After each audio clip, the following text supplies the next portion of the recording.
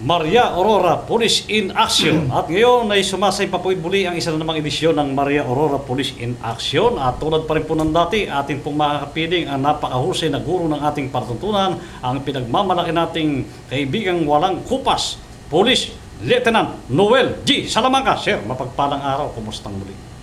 Magandang hapon po, Kuya Romel. Magandang hapon po sa mga tagapakinig ng Pinoy Rapido Teleradyo and DZMA Radio Target on air.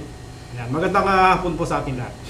Sir, kumustang muli ang Maria Aurora MPS ang nakalipas na Pasko? Balitang-balita namin na busy kayo at ano ngayon sir ang kalagayan ng Maria MPS? Well, ang Maria Aurora po, particular po ang Maria Police Station ay nagtapos po ang taong 2025 na napakapayapa po Kuya Romel. Actually, wala po tayong naitala na mga insidente na naputukan di sa pagdiriwang ng Pasko at ng Bagong Taon. Okay, sir. Ano naman sir ang pinagkakaabalahan ngayon ng Maria Aurora MPS? Well, sa kasalukuyan po, tayo po ay abala sa pagpapatupad po ng mga local ordinances katulad po ng yung non-wearing of helmet and yung ating pong mga yung anti noise pollution, which is yung muffler nga po. And of course yung ating mga checkpoint ay lagi pong nandyan ang kapulisan natin 3 times a day para din po sa preparation ng ating Aurora Day celebration. And on March, dito po ganaganapin yung Central Luzon Regional Athletic Association. Okay, speaking of no wearing of helmet, sir, ano ang punishment daw nitong mahuli na walang helmet o baka wala pang lisensya yan, walang papel ng sasakyan? Ano sir ang iba't ibang uri ng violation nito at parusa? Bali po, pinapatupad po natin yung Sangguniang Bayang Resolution number 8, which is we issued citation ticket sa mga unang paglabag po ng resolution na to. Mayroon na po kaming this January 1 to date, mayroon na po tayong 26 issued citation na tickets doon po sa non-wearing of helmets. Nakukumpis ka ba sir ang kanilang sasakyan o hindi nakukuha pa rin nila? Nakukuha pa rin po nila yung kanilang sasakyan bagamat pagkatapos po silang magbayad ng ticket sa treasury, amin naman pong pinapakawalan yung kanilang mga sasakyan. About second or third offense sir, meron ba sir at ano sir ang kaibahan ng sistema? Bali po yung second offense mas mabigat po dun sa first offense sa Kuya Romel sapagkat yun nga po binigyan din po ng Sangguniang Bayan na ang mga hindi tumatalima yung sa ating SB Resolution number 8 sa second offense ay mas mabigat na multa po. Sir, may tinanggap tayong tanong. Sa ngayon sir ay meron daw mga naka-impound na motorsiklo ang Maria Aurora MPS na nahuli sa illegal? Bali po sa ngayon po mayroon po kaming noong January 9 to 2026 mayroon po tayong huli regarding po doon sa PD 705 sa Barangay Galintuhan kung saan ay ito po ay naglalaman ng mga kahoy. So po yung sasakyan ay na-impound po natin kasama yung DNR. Doon po sa DNR yung sasakyan. So may pag-asa pa ba sir makuha yung mga sasakyan na huli sa illegal?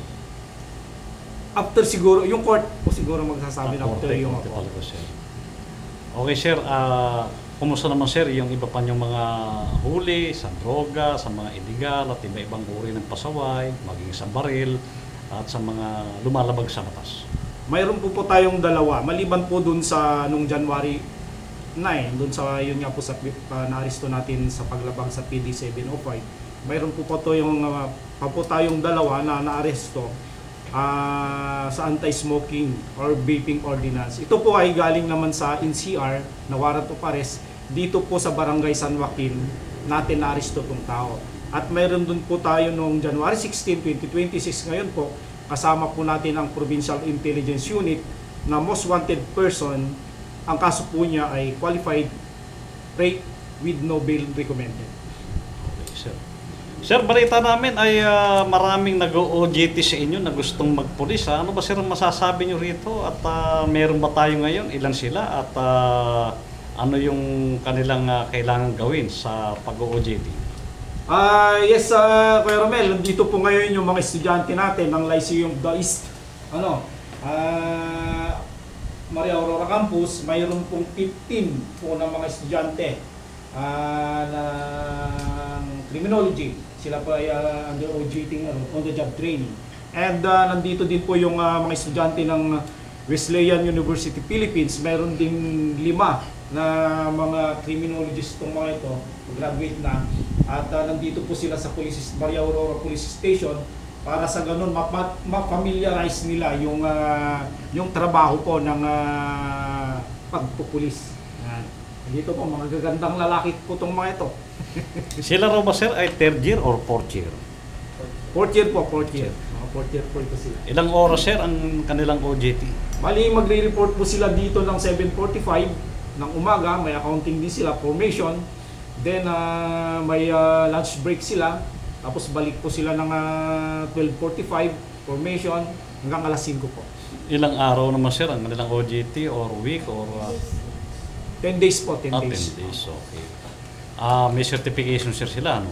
Or grades, tama ba sir? Mayroon po kaming ini-issue na certificate of completion sa kanilang pag-OJT.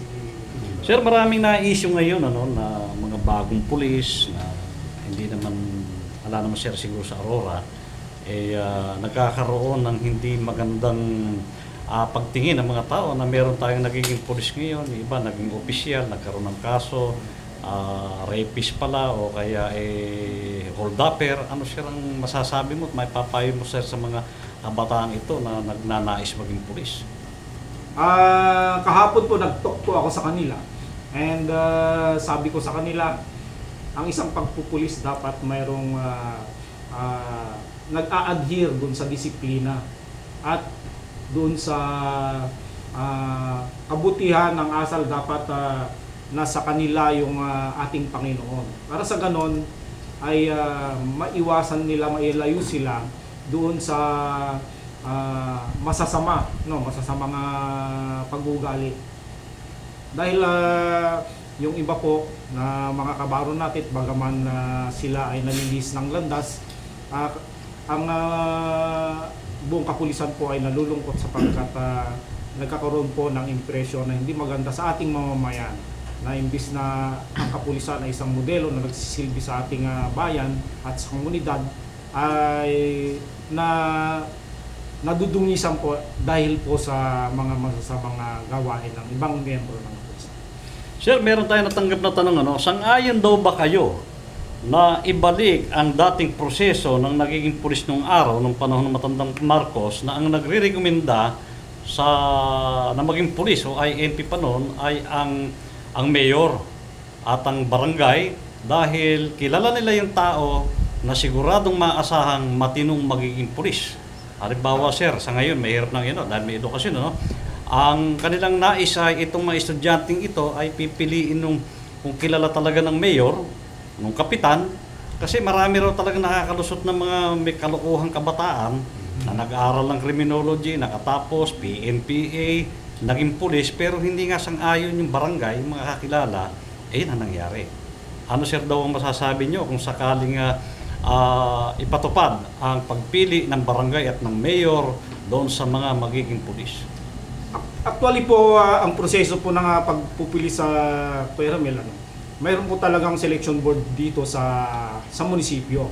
Actually, ang ating mayor naman ay isang chairman dun sa screening committee and selection board.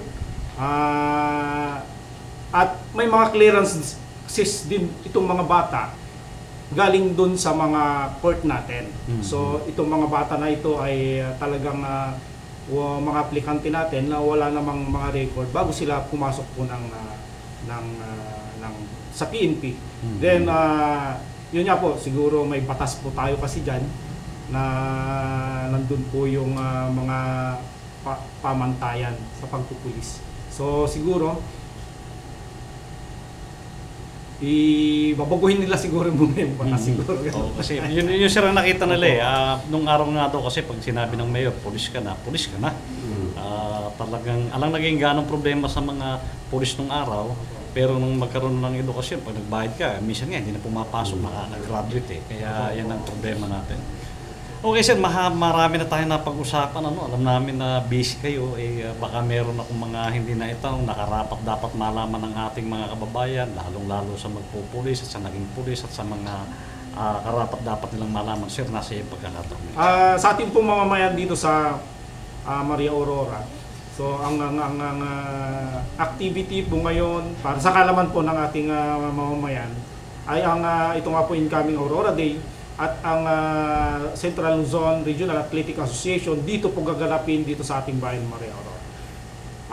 Nananawagan po ako dito sa mga mamamayan natin na pagtulungan po natin yung peace in order para sa ganon yung mga darating na bisita natin dito sa Aurora ay magiging tahimik ang kanilang pag-stay dito sa lalawigan po ng Aurora. And lahat po ng kahinahinala na mga galaw po ng ating mamamayan, sumbong na lang po sa PNP Maria Aurora. Okay sir, pakiulit daw sir yung gaganapin na regional ng PNP dito sa at anong petsa? Ang ating pong Aurora Day ay magaganap sa February 19. Yung pong ating Central Luzon Regional Athletic Association, kung hindi po ako nagkakamali, ay sa March 14 to 17 na tayo na pyramid. Okay, maraming salamat muli sir sa yung napakagandang mga ipinahayag. Muli ay inyo pong natunghayan ang isa na namang edisyon ng Maria Aurora Police in Action sa katauhan at sa pamamagitan ng napakahusay na Chief of Police, Police Major Ferdinand B. Usita, ang kanyang deputy, ang pinakamahusay na Police Lieutenant Noel G. Salamanca. Sir, maraming salamat. Mabuhay po kayo.